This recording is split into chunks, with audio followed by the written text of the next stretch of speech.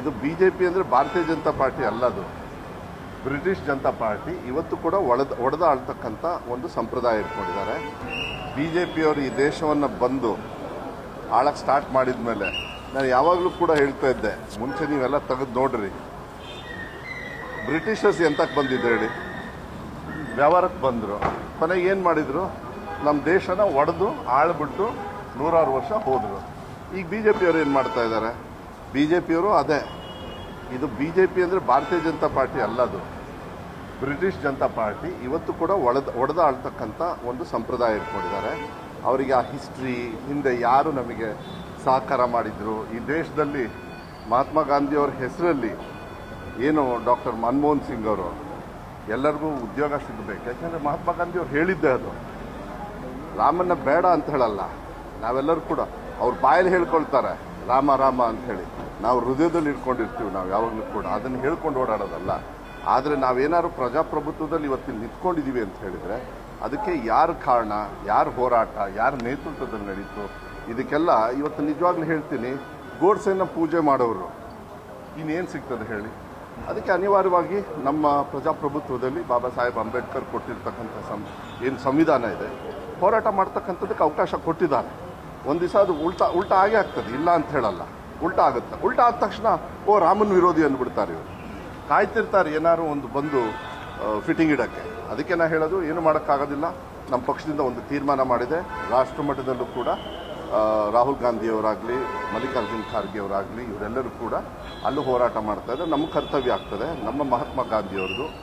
ಇವತ್ತು ಅದಕ್ಕೆ ನಾವೇ ಗಾಂಧಿ ಭಾರತ ನೋಡಿ, ಗಾಂಧಿ ಭಾರತ ಅಂತ ಹೇಳಿ ನಾವೆಲ್ಲರೂ ಸಂತೋಷದಿಂದ ಇಲ್ಲಿ ಕರ್ನಾಟಕದಲ್ಲಿ ನಾವು ಸಂಭ್ರಮ ಮಾಡ್ತಾ ಇದ್ದರೆ, ಅದೇ ಗಾಂಧಿಯವ್ರನ್ನ ಇವತ್ತು ಹೆಚ್ಚು ಕಮ್ಮಿ ನೋಡಿದರೆ ಅವರ ತತ್ವವನ್ನು ಕಗ್ಗೊಲೆ ಮಾಡ್ತಕ್ಕಂಥದ್ದು ಅಂತ ಹೇಳಿದ್ರೆ ಮುಂದಿನ ಪೀಳಿಗೆಗೆ ಏನು ಕೊಡ್ತೀರಾ ನೀವು?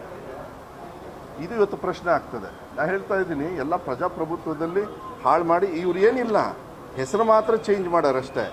ಇವ್ರು ಇವತ್ತುವರೆಗೂ ಕೂಡ ಮಾಡಿರ್ತಕ್ಕಂಥದ್ದು ಹೆಸರು ಮಾತ್ರ ಚೇಂಜ್.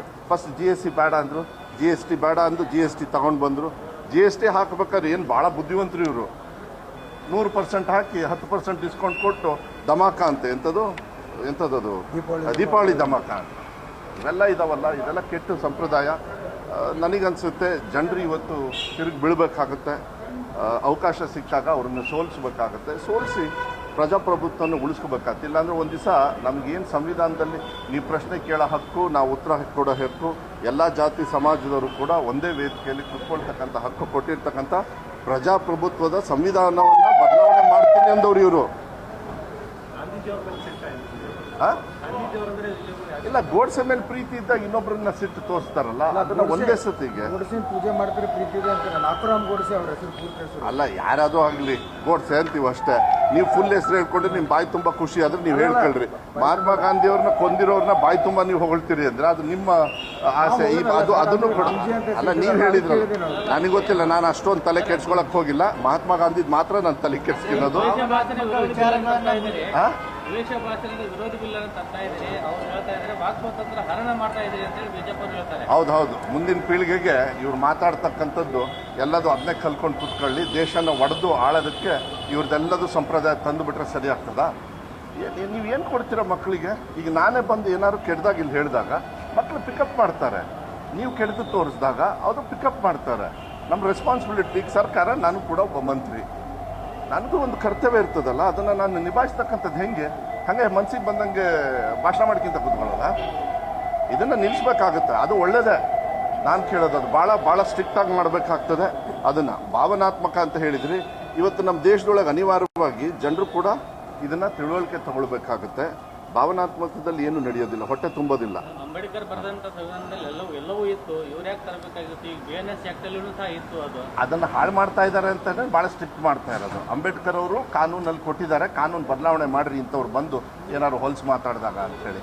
ಅದಕ್ಕೆ ಅಧಿಕಾರನ ಚಲಾಯಿಸೋದಕ್ಕೆ ನಮ್ಮ ಸರ್ಕಾರ ಯಾವತ್ತೂ ಕೂಡ ಮುಂದೆ ಇರುತ್ತೆ.